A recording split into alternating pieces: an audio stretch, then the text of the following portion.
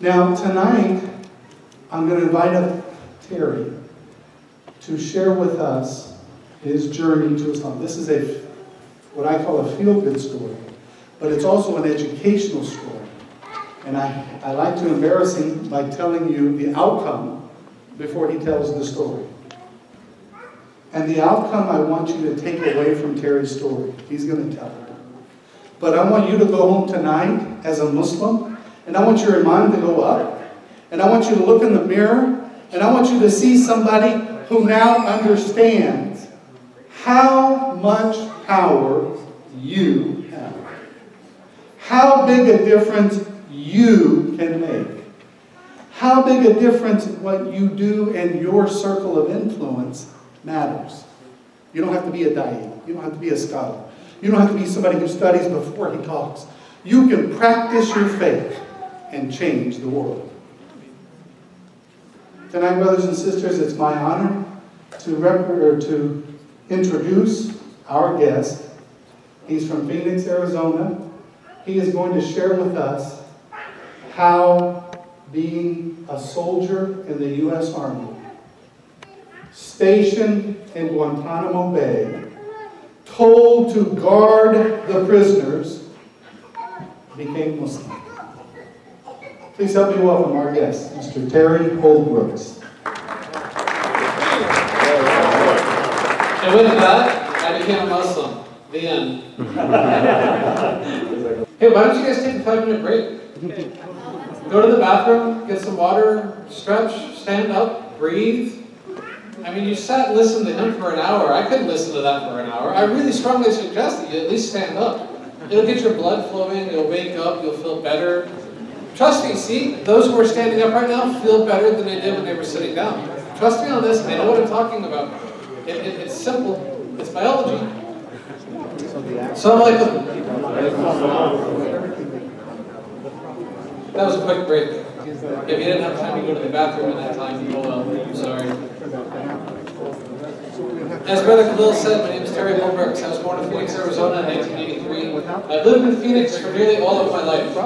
Has anybody in this room ever been to Phoenix? Has anybody in this room been on Umrah or Hajj? They feel almost the same. They're both hot, they're both dry, they're both miserable. 1 second, yes? It's still 90 degrees in Phoenix right now. Still. It's miserable. I'm happy to be here. It was wonderful. I got off the airplane and I was wearing a t-shirt and I looked around at all these people that were wearing jackets and shivering and just kind of wondering, like, what's wrong with you guys? This is wonderful. This is paradise. I love it. They were looking at me like, what's wrong with this gringo? Why is he wearing a t-shirt? That doesn't make sense. At any rate, I was raised in a secular family. Does everybody know the definition of secular, or do I need to explain it? For those who don't know, a short definition of secular, there were religious members within my household, but religion was not dominant within my household. It was not a ruling factor, it was not a controlling factor, it wasn't a guiding factor. Religion was there, but it really wasn't there. Kind of like our freedom and our civil liberties. They are there, but they're not really there. My grandmother and grandfather were divided upon religion. My grandmother was a Protestant. My grandfather was a Catholic. He was from England. He was a very strong Catholic. Being that the two of them didn't agree upon which religion was right, they didn't tell me that I had to be a Protestant or that I had to be a Catholic. They didn't tell me that I had to be a Presbyterian or a Lutheran or anything else. They told me to be a good person, to think for myself, to value my education, and to treat people the way that I would like to be treated. In a home that is divided upon religion, I think that's probably the best advice that you can give to a child. Instead of having one parent that's upset with the other parent, or having one member of the family upset with another member of the family, telling the person to just be a good individual and treat others the way they want to be treated, that's sound wisdom, that's sound advice. Brother Khalil made your job boring, didn't he? Because he was just standing there still the whole time, but I move around. I got energy, I'm on a pace. So I took that a little seriously. I treated people the way that I wanted to be treated. I was excessively nice, almost to a fault, and it's funny how my teenage years rebelled against that niceness. I took the education thing very seriously. My parents told me to value my education, and I did that so much so that I finished high school a year and a half early. It's not very difficult to do. If your children are going to public school, they can get out of it quite quickly. It's not difficult. AP classes and some college classes, boom, you're done. It's over. At 16, I had finished high school, and I went to a trade school. At 17 and a half, I had finished a trade school, and I had a degree in audio engineering. And about the only pursuit that I had at that point would have been, are you telling me to fix my collar? Or are you fixing your collar?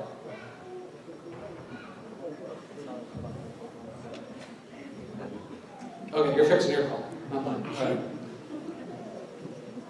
About the only pursuit that I would have had at that point would have been to move out to Los Angeles or New York and be an intern for a recording studio for 6 months, which would have been miserable.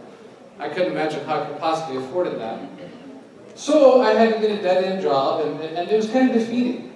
You know, at the age of 17 and a half, I had already finished high school, I'd already finished trade school, and I had to get a dead-end job working at Taco Bell, and it just wasn't really the best of situations and scenarios. And being that I didn't have much of an influence growing up, I didn't have great parental supervision and parental guidance, and I didn't have the religious and moral structure that children should have, and that teenagers should have, I started slipping down the same road that my biological father had slipped down.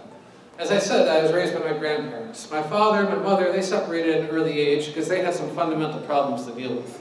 They weren't ready to have kids their age. Well, it was just a good time. At any rate, I started staying out all night. I was drinking and driving. I think by the time I was 18, I had covered both my arms in tattoos, had a number of piercings, hair was blue, and well, I just wasn't that type of a guy. I didn't seem like I was going to have a great future. And a lot of it had to do with just not making the most out of what I could have. And I was kind of disillusioned, and I was disappointed. I was seeing my friends who were graduating high school who came from wealthy families, and they were going off to college, and I didn't have the money to go to college. I was seeing my friends who were having life given to them on a silver platter, and it wasn't being given to me, and this made me upset, and this made me angry. So when I was taking a look in a mirror, I was seeing that the difference, what was holding me back, was that I wasn't stepping up. I wasn't being an adult. I wasn't taking that initiative and really just driving and being an adult. I didn't have the discipline. I didn't have the structure and the order. So I was sitting there channel surfing one night, and I saw a commercial that said, "Be all that you can be." And it's like the light bulb went over my head. Be all that you can be. That's what I needed. That's what I was looking for. I wanted to be all that I can be. I wanted to achieve. I wanted to grow up. I wanted to become an adult. I wanted to evolve. Be all that you can be. Whatever guy thought about that for the Army, I guarantee you he got raised. A big raise. Because thousands of soldiers joined over that slogan alone. So I went to the recruiters the next day. And I walked in. I said, "Hey, I want to join the Army." And the recruiter looks at me and he kind of laughs. And he says, "That's okay. We don't need you." Okay. And I walked outside and I lit up a Marlboro Red. And I thought to myself, I wonder why this guy said he didn't need me. I mean, we had the whole 9/11 thing. We went to war with Iraq, and we haven't figured out why. It's been 12 years now, but we went to war with Iraq for some reason. So obviously they're going to need soldiers, but why did he say no? And when I got home and I looked in the mirror, I realized that perhaps being covered in tattoos and having piercings and blue hair wasn't what the Army was looking for. See, back in 2002, the cool thing to do was to join the Army. The football team was doing it, the basketball team, the baseball team. All the kids were joining the Army or going to college. It wasn't like kids today wearing tight jeans and buying iPhones. That's not what kids were doing. They were joining the military. So my recruiter, in his wisdom, was thinking to himself, why would I take this kid, this rebel, why would I take this chance when I can wait for the sure thing? I know the football team is going to come in, they're going to want to join, everybody's feeling patriotic right now, everybody's feeling strong. I'll just wait, I'll hold out. I understand, it's good logic. I wouldn't have taken me if I had seen myself that way. I wouldn't have. So I went home and I shaved my head, and I bought a long sleeve shirt, and I took out some of my piercings, and I came back a few days later, and I said, "Hey, I want to join the Army." And he says, "That's okay. We still don't need you, that's okay." Again, I went home confused. I looked in the mirror and wondered how I could tame it down some more. There wasn't really much left to do. So I went back a couple days later, said, "Hey, I'm here, I want to join the Army." He realized that I wasn't going to give up, that I was tenacious, and he said, "What do you want to do in the Army? Why do you want to join the Army?" And I said, "I want to kill people and get paid for it. Why does anybody join the Army?" That wasn't the right answer. He said, "That's okay, we still don't need you." Well, that job at Taco Bell was really starting to get annoying. I don't know if anybody in here has ever worked in customer service, but there's just some really rude habits that people seem to tolerate. You know, if somebody comes up and they place an order and are talking on their iPhone while they're placing an order, that's upsetting. I get upset when I'm the person behind them in line. At least have the respect to get off their phone and speak to the person like a human. They're not your servant, they have a job, they're there. Treat them like a person. So I would start having these outbursts and getting angry at the customers, and it just wasn't going to last much longer. I went back to the recruiters for the 4th time. I came walking in, before I could even sit down and tell him, hey, I want to join the Army. He said, I know, you want to join the Army. Here's what we're going to do. We're going to go downtown, you're going to take the ASVAB, we'll see how you score, and then we'll talk. For those of you who don't know, the ASVAB is a generalized government test that they give you to see where your strengths and weaknesses lie. Or more particularly, it's a standardized test that the military gives you to see where they can exploit you. If you're as intelligent as a sack of rocks, they'll put you in a motor pool. If you've got a bit of a brain on your shoulders, they'll make you into a linguist or an interrogator. If you have a good brain on your shoulders, they'll make you into a doctor or a lawyer or a physician. You know, there's 212 careers within the military. I assume that the reason he did this was because he was thinking I was going to score poorly. He thought that if I scored badly, he could just, you're too dumb. You can't come to the service, stop coming. Keep working at tugboat, go away. I don't know what I scored, but I got home and I had already missed 3 messages from my recruiter. I started checking my messages and my recruiter wanted me to come into the office and see him the next day. And before the night came to an end, he called me up and offered some Phoenix Suns tickets to go see the Suns playing the Lakers in the playoffs. The next morning, I went to the office and he took me out to breakfast. We had a real nice, fancy breakfast, a very expensive breakfast. It was nice. And he took me back to the office and he said, so really, what is it that you want to do in the service? And that's when I made the mistake of asking, what job is giving a bonus? When you say that to a recruiter, that is the sweetest possible words they can hear. What job is giving a bonus? Because they know that no matter how bad the job is, no matter how long the contract is, no matter how awful the duty station, you're going to do it because you want that money. And just to put it into perspective for you, you know, if somebody came walking in right now and said, excuse me, I want to embrace Islam. What do I have to do? Like, what better could we hear? That would be amazing. You know, Alhamdulillah, you want to embrace Islam? Here, let me help you. We would rush to it. I said, what job is giving a bonus? His eyes lit up, and he told me, military police. So for a $2,000 enlistment bonus, I became a police officer in the United States Army. I had no interest in being a police officer. I do not like police officers. I'm afraid of them, and I'm aggressive towards them, and hostile towards them at times. Even when I was a police officer, I was still afraid. As a matter of fact, I had a bit of an issue earlier today with a TSA officer. That's not even a real officer, that's a fake officer, but I still have a problem with them. I don't like them. They make me uncomfortable. You give a little bit of power to a small person, and that person becomes a dictator. It's a bad thing. So in August of 2002, I went to basic training. It was a blast. I had a lot of fun. It's kind of like going to summer camp, except you get to blow stuff up and shoot things, and play on adult-sized jungle gyms, and jump off of buildings, and jump out of planes, and have parachutes. But other than that, you get to play in the dirt. It's like summer camp. It's a lot of fun. I was stationed in Fort Leonard Wood in December of 2002. I got married in March of 2003. I found out in May of 2003 that I was going to Guantanamo. I didn't think to myself to go home and Google Guantanamo. And if I did, I probably would have spelled it wrong. 98% of people spell Guantanamo wrong. For some strange reason, they put an I in it. I don't know. It's a Spanish word, Guantanamo. But they put an I in it. So I don't know. I thought to myself that I had just got married, and I had a new marriage. I had a fragile marriage. I wanted to make sure that it would stay strong. I wanted to make sure that it would last the year that I was going to be gone. I wanted to make sure that my wife would be okay. So I spent every waking moment that I could in the last bit of time that I had in Fort Leonard Wood making sure that I had a strong and well-developed marriage, which wasn't really capable of being achieved as I was only there for another 2 weeks. We went off to Fort Dix, New Jersey for our training. I mentioned the location, Fort Dix, for a couple of reasons. Has anybody here ever been to Fort Dix, New Jersey? One person. Outstanding. Fort Dix, New Jersey doesn't have a correctional facility. So I trained how to work in a prison without a prison. The individuals who were training us hadn't been to Guantanamo.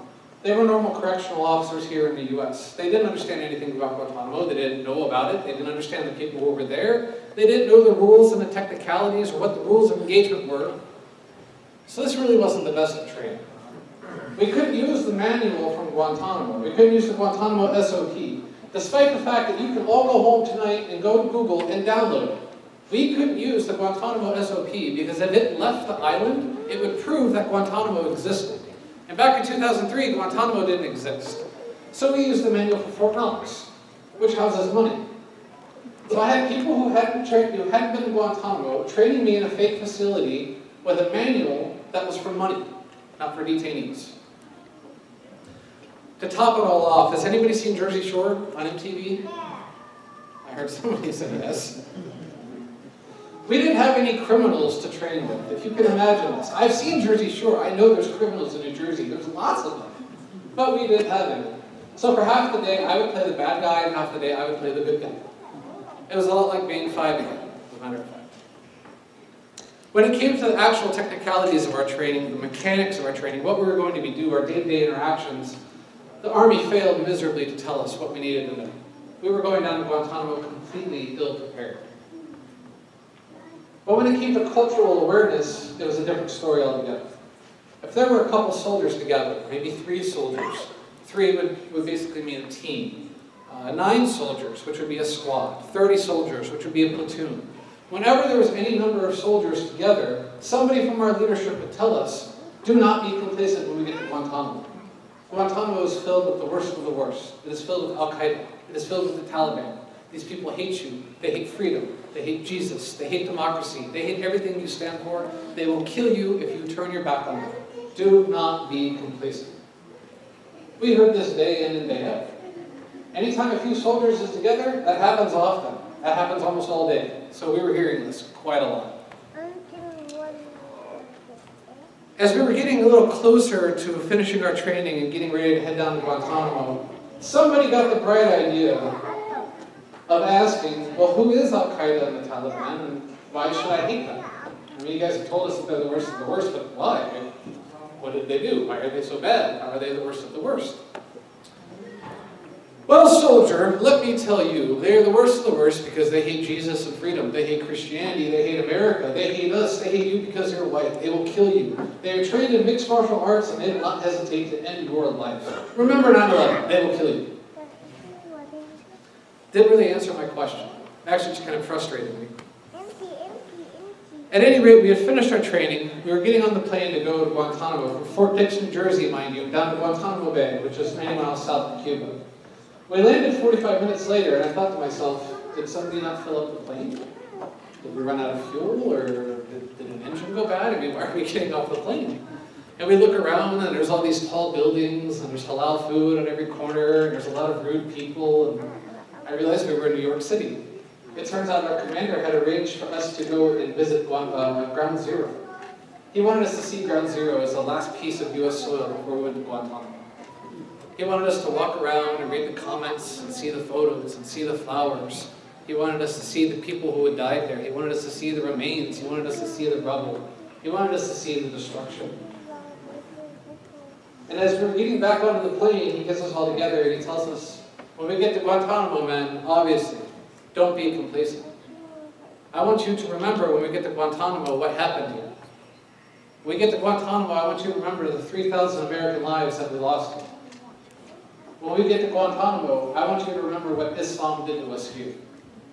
Never forget this place. As we started flying down to Guantanamo, I'd be a liar if I said that I wasn't scared. I have a good wife, alhamdulillah. She feeds me well, alhamdulillah. Back then, I was 120 pounds. I was very skinny. I was a small guy. And here I am getting ready to deal with Al-Qaeda and the worst of the worst, and the Taliban, and these mixed martial artists are killing me with their pinky. I'm afraid. I'm worried. Essentially, what the Army has taught me is that these men are all going to look like Charleston Heston or Anthony Quinn. They're all going to have big swords, and they're going to be on horseback. And no matter what way they turn, the wind will be blowing in their prolific beards. I'm worried. I'm very fearful. I'm concerned. We landed in Guantanamo, And we're getting ready to start our first tour of Camp Delta. And the distance from me to the midbar, essentially, if you guys want to look, go ahead. It's not going to upset me any. But the distance from here to the midbar, that was how close we got to Camp Delta before I could smell Camp Delta. Now, what I mean by smell Camp Delta, and don't take offense to these things, this is just how you have to describe. You have 780 Muslims from 46 different countries all around the world who get to shower once a week if they behave. If they behave. If they work and they do what they're supposed to do with the guards and with interrogators. If they behave, they get to shower once a week. See, the idea here is that if anything should happen to go wrong, what's up, Longy? He's going to be a good speaker. Somebody get him a baby Quran right now. Let's start training him. Alhamdulillah. The idea is that if a detainee should do something wrong and you take away their right to shower, then they can't make wudu. They can't make ghusl. If they can't clean themselves, they can't pray. If they can't pray, we can break their religion. If we can break their religion, if we can break their deen, they'll give up information. So that way they can shower. So that way they can be clean. Shower privilege is the very first privilege we take away from the detainee. So you have 780 men that, for all intent and purpose, stink. They smell. They're living outside in metal cages 24 hours a day. Do not be fooled. Camp Delta is nothing more than concrete blocks and aluminum siding. That's where your taxpaying dollars has gone to. Concrete blocks and aluminum siding. We could buy the products to build Camp Delta at Home Depot for about $100,000. It's really not that much. Then you have the running sewage problem. What I mean by this is that underneath the cells, there's PVC pipes that collect the running sewage, but more often than not, they're clogged. More often than not, they're not being cleaned out that often, maybe every 3 days or 4 days. Eventually, a soldier does something bad, so he gets the detail of having to clean out these pipes. So 780 men that are cooking in these cages 24 hours a day, and then you have the urine and feces in the pipes underneath them. That's also cooking in these cages. And then you can add the smell of the guards. Now the guards is a different story altogether. They can go home and shower, should they choose to. But most of the guards would rather go home and drink. You know, have a 6-pack of beer, have a bottle of vodka, drink some Bacardi, maybe party all night long, whatever it is they can do to drown out what they're doing each day. Because torturing and abusing people isn't fun. Sometimes you need a drink to deal with it. So they go to work the next day and they're sweating out all that alcohol. And they smell, they stink. So you have all of these smells. You've got the military working dogs and they poop wherever they please. You have the interrogators and the guards that are going into the cells. They have to use OC spray, they have to use pepper spray. So that leaves a residual smell in the entire block. So it stinks. You add all of these smells and it hits you a good 50 feet away from the camp. You can smell Camp Delta. It stings your nostrils. You know you're going to work. Then you have the sound of Camp Delta. That's the second thing that hits you. What I mean by the sound, as I've said, 780 men, 46 different countries, that equates to 18 languages. You have Arabic, Urdu, Pashto, Uyghur, Punjabi, Farsi, Malaysian, Indonesian, French, Italian, Spanish, Portuguese, Russian, German, Turkmenistan. I'm drawing a blank. It'll come back to me at the weirdest of times. I'll be talking about something completely different, or I'll be eating some pizza, and then I'll say it. And whoever I'm talking to when I'm eating the pizza will say, "What are you talking about?" You won't know, but one day you will. You have all of these languages that are being spoken by all these men. Some of them are speaking to the man next to them. Some of them are speaking to the man across from them. Some of them are yelling to the block over there, so that way they can talk to their friend from the country. Some of them are yelling all the way to the end of the camp. All of these men are yelling. It's a very loud, chaotic situation. You take all of this into effect, and it's a very overwhelming circumstance. It's almost like an out-of-body experience when you first arrive. You kind of go into autopilot. And then, as I'm walking, stumbling along in this autopilot, I hear something familiar. I hear something that snaps me out of my fog and brings me back to reality.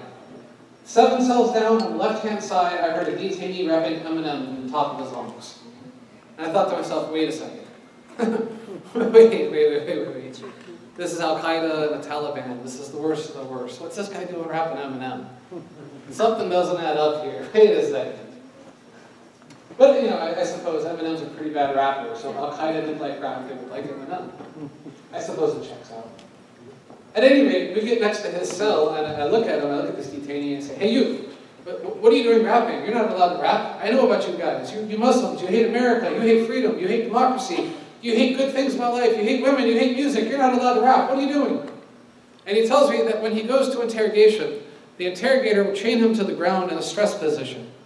This position is used to induce muscle atrophy, to cause muscle failure, and ultimately to cause bowel failure. And once he defecates or urinates himself, the interrogation will then begin. Sometimes that takes 8 hours. Sometimes that takes 12 hours. Sometimes that takes 16 hours. So he's in this position the entire time. While he's in this position, he has a strobe light in front of him. The air conditioner's turned down to 40. He's covered in a bucket of water. And he has this horrible song on repeat, blaring at the loudest possible volume you can imagine. It just so happened that the interrogator he was working with liked Eminem. So he would listen to Eminem for hours upon hours upon hours. And his idea in his infinite wisdom was that if he learned all the words to this song and started singing the song when he went to interrogation, before the interrogator could turn it on, it would upset the interrogator. The interrogator would realize it's not working. I've got to do something different. This isn't working on him. So he goes to interrogation a few days later. He starts singing Slim Shady. The interrogator gets upset and sends him back. Alhamdulillah, it worked. Unfortunately, Donald Rumsfeld had some other creative and clever ways that we were allowed to gather information from detainees. Perhaps putting them into confining spaces, coffin-like devices, and putting insects in them or snakes in them or whatever that detainee should happen to be afraid of, and leaving him in there for hours while he screams in terror. Perhaps, maybe punching and kicking him, using his head to open the door, flushing his Quran in the toilet, or urinating on it, or defecating on it, or whatever means of religious abuse that we could think of. Perhaps putting down the Prophet, putting down the Sahaba. Anything that we could do to really push buttons. And then if that didn't do it, if that didn't really get what we were looking for, there was this one special interrogator. She had her own method of how she liked to get information. What she would do is she would start off the interrogation fully clothed. If you can see where this is going. And as articles of clothing should happen to disappear, she would, arouse the detainee against his will, and make very suggestive situations and words and phrases. And then she would walk behind the detainee, and she would put her hand into her undergarments, and when she came around to the front, she would take her hand out of her undergarments and rub a fluid on his face. And then we would take him back to his block with the instructions that he would not be allowed to shower for the rest of the week, and to turn the water off in his cell, so that he would believe that he had menstrual blood on his face, and he could not pray until he had made wudu. While we were doing these things, while we were torturing these men, while we were abusing these men, I started thinking to myself that this isn't my America. This isn't the country that I want to defend. This isn't who we are. This isn't how we behave. I've lived in America all my life. I know plenty of people. I've traveled. I've been in many states. This is not how we behave. This is not who we are. This isn't right. And when I would voice these suggestions, when I would say to my lieutenant, when I would say to my commander, when I would say to my platoon sergeant, this isn't right. I don't like what we're doing here. This isn't what we should be doing. I'd be told that I was a sympathizer. I'd be told that if you love the camel jockeys, we'll leave you here with them. We'll put you in a cage with them. You can stay here with them when we go home. If that's what you want, you can stay here. So I had to keep my feelings to myself. I had to go along with the program. I was new to the military. I didn't know that I had the right to be a conscientious objector. I didn't know that I had the right to say, no, I'm not going to do this. Find somebody else to do it. I'm not going to do it. Send me home. I didn't know that I had this right. So I continued. We continued. And as life went on, I started looking and observing. And something that amazed me, something that kind of caused me to wonder what's going on here, and really ask why, is that the detainees, despite being tortured and abused on a daily basis, would still wake up, they would still pray, they still believed that there was a God in this universe that cared about them. For all that they knew, they were going to die in Guantanamo. But they still believed that there was a God that cared about them. And that was quite an interesting thing to me. I was essentially an agnostic. I believed that there was a God, but I had nothing to do with religion. I didn't want anything to do with religion. So I started asking questions. I started asking the few detainees that I knew that spoke English, hey, why is it that you guys are always praying in that other language, but when I talk to you or you talk to me, you speak English? Why are you guys always praying that way? What's that way? Do you think God's that way? Do you think God lives in that box that you pray to? Are you praying to the box or just in the direction of the box? What's the deal with that box that you're praying to? Why do you pray so much? Did you forget what you were praying for in the morning? And then you had to pray again, and you forgot it again, so you prayed again? Why don't you just write it down, and then you won't forget? Think of the questions that you would have if you knew nothing about Islam. I knew nothing about Islam. We don't learn about Islam in our public schools. We don't learn anything right about Islam on television. I knew nothing about Islam. So I would ask these men questions. And they wouldn't get upset. They wouldn't get frustrated. They wouldn't get mad with me.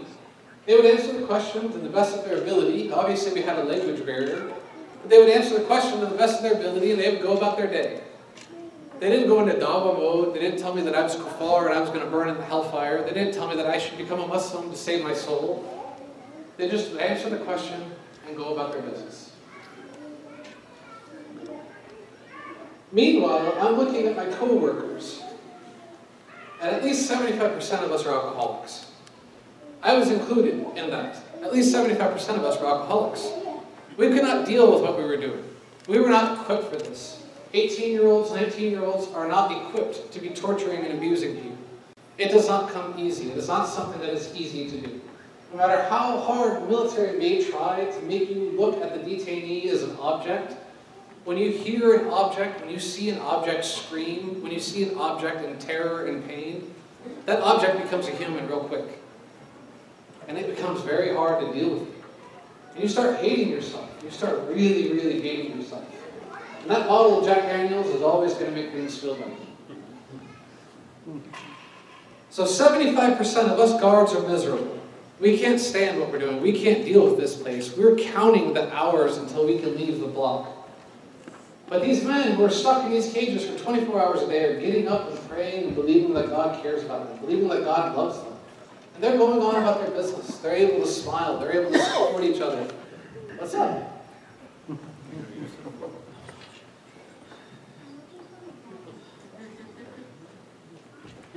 He's looking for his dad. Mom?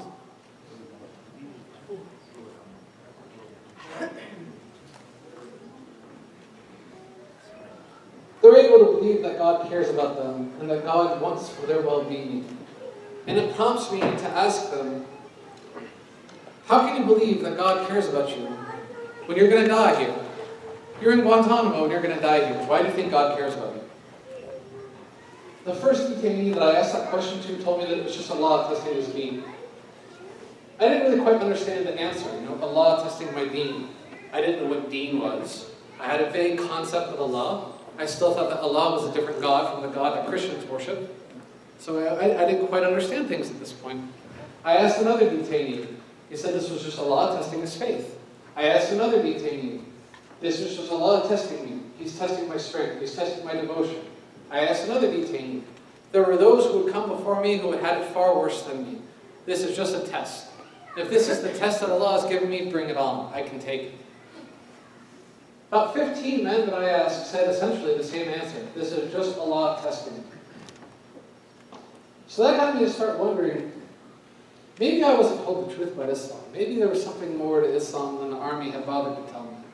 Now, if these men can have what's happening to them on a daily basis and they can still wake up and smile and pray, I want that. I don't want to be miserable. I don't want to be drinking every day. I don't want this. I want that. I want what they have. So I started going into in-depth conversations. I started having some more intellectual conversations with the detainees about Islam. I started learning some of the fundamental concepts, some of the basics of Islam. And one detainee who I had developed a very close relationship, he was named by a brother by the name of Ahmed Irachidi. He was a Moroccan brother.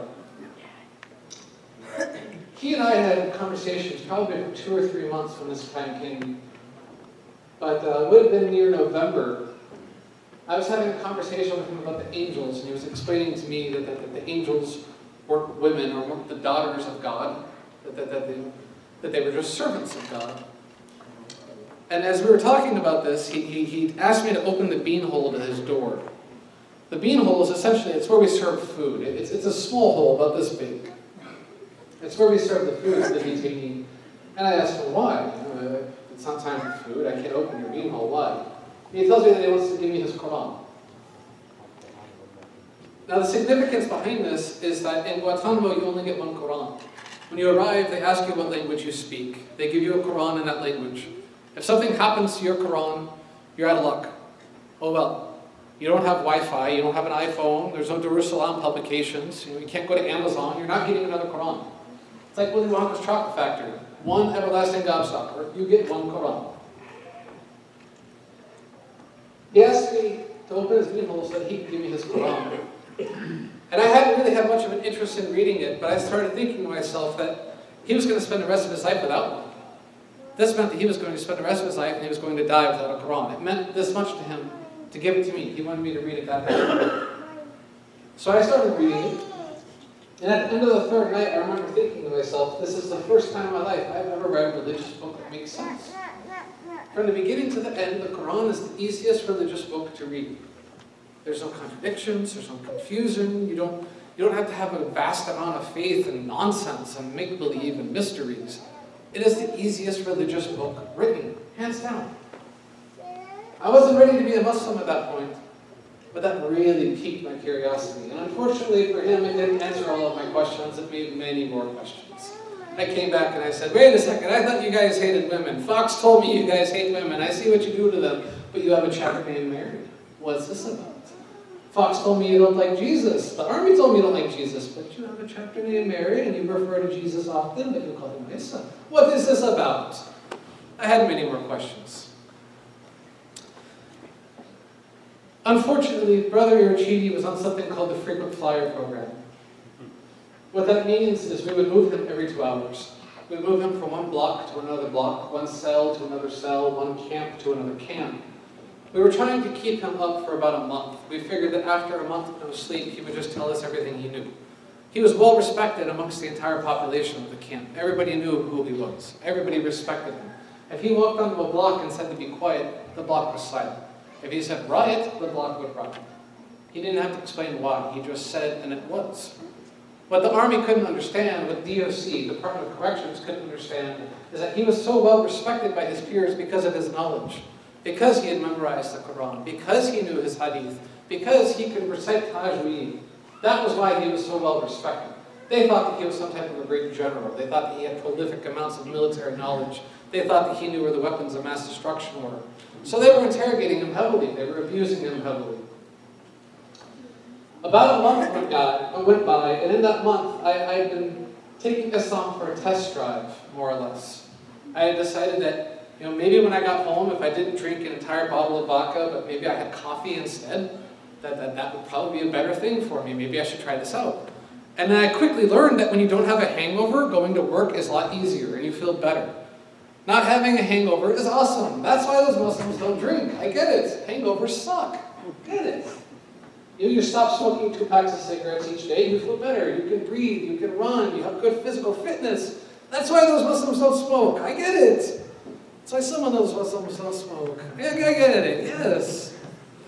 As I started making these changes, my life was getting better. Each of these steps that I was taking, these little steps, but as I was taking these steps, my life was getting better. I think I knew that I wanted to become a Muslim before it happened. But eventually, December 29th, 2003, I came to work and I saw Brother Irachidi on my block. And I walked up to him and I thanked him for giving me the Quran. I told him about how I had read it, how I had been trying Islam and little bits of it and incorporating it into my life and reflecting and thinking. And I told him that I wanted to be a Muslim. And he turned his back and he looked at me and he said, no. Just like the recruiter, no. I couldn't sit there and argue with him. I had things I had to do. I had to conduct a head count. One of the things that happens in Guantanamo that isn't talked about often, and it probably should be addressed in the news. A block is not much bigger than this room. So there's a guard walking up and down the whole shift, every shift, 24 hours a day, there's a guard walking up and down. So you really only have about a 20, 30-second window to commit suicide. So whenever somebody talks about the suicides in Guantanamo, you need to question why. You need to think about what's going on there. Because I guarantee you, you could not hang yourself in the time it's going to take me to walk to that wall and get back. It's just not possible. Let alone your brothers, and these brothers, and these brothers. They're going to be yelling and screaming. They're going to be trying to get my attention because they don't want you to commit suicide. So there's no way that I'm going to get all the way down to there without hearing somebody being upset, yelling about what you're doing. I'm going to be able to get back. It's going to happen. Think about this in the future, the next time suicide in Guantanamo happens. So I had to walk it up and down the block. I had to make sure that nothing bad was going to happen. I had to pick up the trash. I had to do my job. I came back about an hour later, once most of the detainees had fallen asleep, and I said to them, you know, I can't accept no. I mean, you gave me a Quran for a reason. You had to have wanted for this to happen. Why would you give me a Quran if you didn't want me to become a Muslim?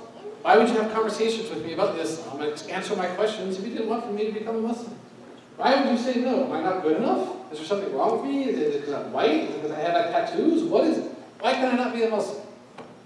And he looks at me and he says, why do you want to be a Muslim? And that's a fair question. If somebody walked in right now and told me they wanted to say their Shahada, I'd ask them why. Do you know what you're getting yourself into? There's a lot of prayers, I'm telling you. You know, have you ever heard of Ramadan? Sit down. He asked me why, and I probably rattled off some of the dumbest reasons anybody has ever said. I started talking about how Arabic was such an interesting language, and I wanted to learn it so I could talk about people behind their back. And hummus was some of my favorite food. My first boss was from Iraq, and I would always go to his house on Christmas. And Aladdin was one of my favorite Disney movies.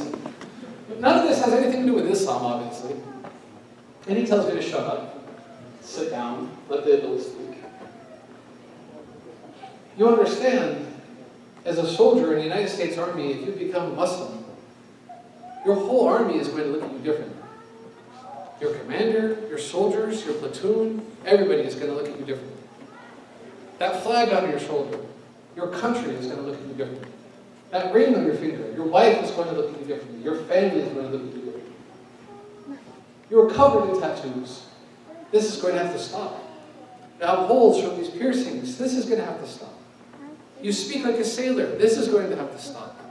When you come to work, I can smell what you drank the night before. This is going to have to stop. You have nicotine stains on your fingers. This is going to have to stop. Do you really know what you're getting yourself into? Do you really understand what it means to be a Muslim?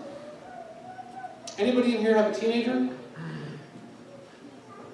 Yeah, I was a 19-year-old. I knew everything. Yeah, totally. I know what I'm getting myself into. Come on, let's do this. What do I got to do? Do I got to take a funny bath and say a prayer or something? Do I got to light some candles, light some incense? What do we do? How do I become a Muslim? And he asks me for a 3x5 card. And in the middle of the night, essentially 12:30 at night, while wearing handcuffs in the dark, he transliterates Shahada for me on the 3x5 card. And he gives it back to me and he says, you need to say this phrase and you need to mean it, and you will be a Muslim. I take the card from him, like, that's it? That's all I gotta do and I'm a Muslim? Oh, come on, let's get this going.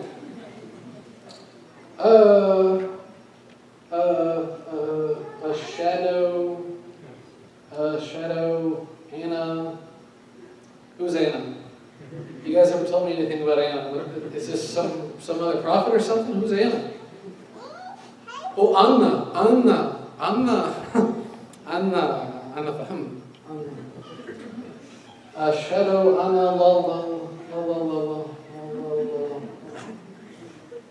It was a transliteration, he was writing it in handcuffs, it was late, it was dark. It took me a while, but eventually, Ashhadu an la ilaha illallah wa ashhadu anna Muhammadan abduhu rasuluh. I knew that I had said it right when his face lit up and the detainee's face next to him lit up, and they both started saying all of these statements that ended in Allah, and they were really happy. Subhanallah, alhamdulillah. I didn't know what they were saying. I've been a Muslim for 4 seconds. Now, there's 2 paths that this conversation can go. I could spend the next 10 minutes because I'm kind of tired of talking and I want to go get something to drink, preferably some coffee, and then maybe watch some television and go to sleep. So I'm going to wrap things up. There's 2 paths that this conversation can go. I could either spend the rest of my time talking about what happened in the next 6 months in Guantanamo, or I could fast forward 10 years and talk about some more important issues. He's nodding his head. I'm going to do that. I'm going to fast forward 10 years and talk about some more important issues. I left Guantanamo 10 years ago. When I was in Guantanamo, it was at its maximum population, 780 men. According to a recent Department of Defense statistic, 92% of the men who have been in Guantanamo are innocent. That means 65 out of the 780 men are possibly guilty of something. We have sent nearly 80% of the men home. We're down to nearly 144, if the last number that I had read is correct, which the numbers change weekly, so could be less. Out of that 144, as I said, 65 are guilty. The rest are clear to go home. We just didn't think about what to do with men that live in Mali or Somalia or Yemen. How do we send them home after we've been torturing them for 12 years and hope that they don't become terrorists? How do we send men back to Yemen and hope that they don't join Al-Qaeda? How do we send men back to Somalia and hope that they don't become part of Al-Shabaab? How do we do this? We didn't think about this. We didn't think about the logistics of Guantanamo. Meanwhile, while we've been sending these men home in the last 10 years, we have invested somewhere around $1.7 billion into Guantanamo. That's in renovations and expansions. We've added 4 new facilities in Guantanamo. We recently just awarded a $415 million contract to an English company to renovate Guantanamo further. We now have a camp in Guantanamo that can hold 612 men and be operated by only 30 soldiers. That is a very minimum amount of soldiers. When I was there, we needed 6 companies. A company is 120 soldiers. So we needed nearly 800 soldiers when I was there, and now we can do it with 30 men. Guantanamo is state-of-the-art, minimum work, nearly no interaction between guard and detainee. It's all a button-pressing and camera-watching situation. So a president may have said, I'm going to close Guantanamo because I got him elected. And he didn't do it. But he said he was going to do it again, and some of us voted for him again. Shame on us. But then again, the other guy was a sociopath, so either way we were doomed.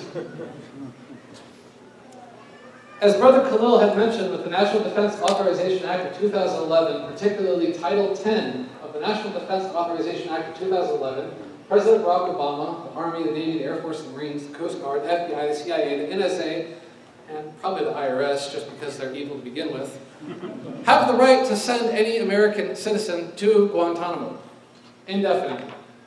Just like the detainees who are there now. You are all eligible to go to Guantanamo. Congratulations. The youngest detainee that I saw in Guantanamo was 12. The oldest detainee I saw in Guantanamo was 77. I'm pretty sure that's most of you guys, between the ages of 12 and 77. I don't think there's too many that don't fall within that spectrum. The other unifying aspect of the people of Guantanamo is that they were all males of a Sunni Muslim persuasion. Notice I said Sunni, not Salafi, not Wahhabi, not some other deviant idea. Sunni Islam. I'm not saying these things to scare you. I'm just helping you understand the facts of what's going on. We've had Japanese people and Germans in Guantanamo. We've had Koreans and Vietnamese in Guantanamo. We have had Iraqis and Kurds in Guantanamo. We have had Guantanamo for over a century. Literally, over a century, we have had that land. We spend $2,000 a year to have that land. Do you think we're ever going to close camps like this? Do you think we're ever going to give it back to Cuba and say, you know, thanks for letting us have this torture-free soil, and, you know, enjoy the torture facilities that we built. Have a good day. No, we're never going to close this. One of the things that I'm afraid of is that we're not going to take the right action until people in our communities start disappearing. Until people in our communities start going to Guantanamo. That's when we're going to care. That's when we're going to start becoming active. That's when we're going to start becoming proactive. My strongest suggestion to you is to learn about these matters, to learn about the MLFA, to learn about your civil liberties, and to exercise your civil liberties. Because if you don't, you won't have them. You have the right to be a Muslim in this country, so be a Muslim. I was not led to Islam by rational argument. I was not led to Islam by reading the Quran. I was not led to Islam because I was outwitted for being a Christian. I was led to Islam because I saw men who were being tortured and abused on a daily basis, and they had nothing but Islam, and it was enough for them. It was all they needed. When I read about the Sahaba, when I learn about the companions, I see men from Guantanamo in my head. That is what led me to this.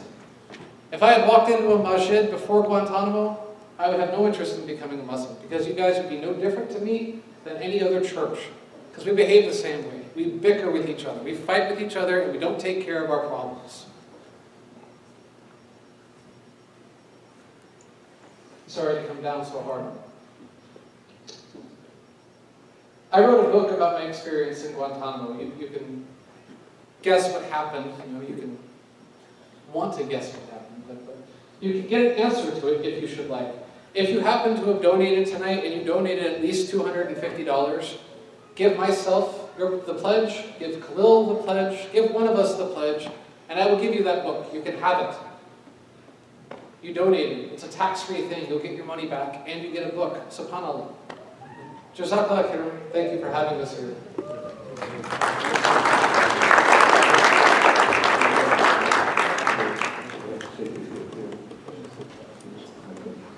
Okay, brothers and sisters, we apologize for the delay. It was very interesting. Jazakallah khair, brother Terry, and also brother Khalil. We're gonna give 5 minutes, quick 5 minutes for a Q&A. We will cut it short. Please address the question carefully and shortly. Do not take time to explain and express your opinion, just for the sake of time. We're really running out of time. So we'll give 5 minutes. If you want to get ready for the prayers, please do so. We can allow 5 minutes. Anybody have a question? Brother Jihad. Can we pass the mic? Can you come to the mic? I'm down. They can hear me. Brother, you said it cost $2,000 to keep, you mean $2 billion, or what do you mean $2,000 to keep Guantanamo? What the U.S. pays to Cuba. We created a perpetual lease with Cuba to have Guantanamo. It's 46 square miles that we spent $2,000 a year to Cuba for. It is a perpetual lease that cannot be changed or broken until both parties agree to change or break it. Brother, please. The detainee that helped guide you into Islam, have you ever caught up with them after Guantanamo? I did. He wrote the foreword for my book. I sent him my book not too long ago, would have been April of last year, and he loved it, and he wrote this long reply, and I asked him if I could use it as a foreword, and he said absolutely. So I included it as the foreword and published the book in May. He's out. Okay, we have the young brother first, and then Ibrahim, and this brother. What type of torture? What type of torture? I'm sorry? What type of torture you guys do on the detail? I'd rather not talk about what type of torture. Just that we're in the masjid, and I already touched on it to a degree. I really don't want to go into much more of a description about abuse, things like that. Right. What was your first immediate family reaction when you became a Muslim, especially your wife? My father passed away before I had come home. My mother didn't particularly care. She was happy that I had found a religion. My half-siblings couldn't care less. They don't have any inclinations whatsoever towards faith. And my wife, when I was in Guantanamo, figured out that she preferred the company of Marines to Army soldiers, and I was in the Army. So our marriage worked itself out without ever having to talk about Islam. If you understand what I mean. Well, no. Where are we with the case for our sister Afia and Wow and successful? And there goes our 5 minutes. He asked me about Dr. Afia Siddiqui's case, and I want to give you all a very detailed update on her case. But I think that question is going to take time because it's not a very short answer. So before I answer, I want to first ask everybody, are you glad you came tonight? Yes. Did you enjoy the program? Yes. Are you going home with Iman higher than when you came? Yes. Alhamdulillah. This is what we wanted. Now, تذكر يوما كنت تعانق دمعة الفكر تناجي الله في صبر وترجو رحمة تسري فعاش القلب إخلاصا وصرت تحوم كالطير تحلق في ثقافات وتنهل من ربى الخير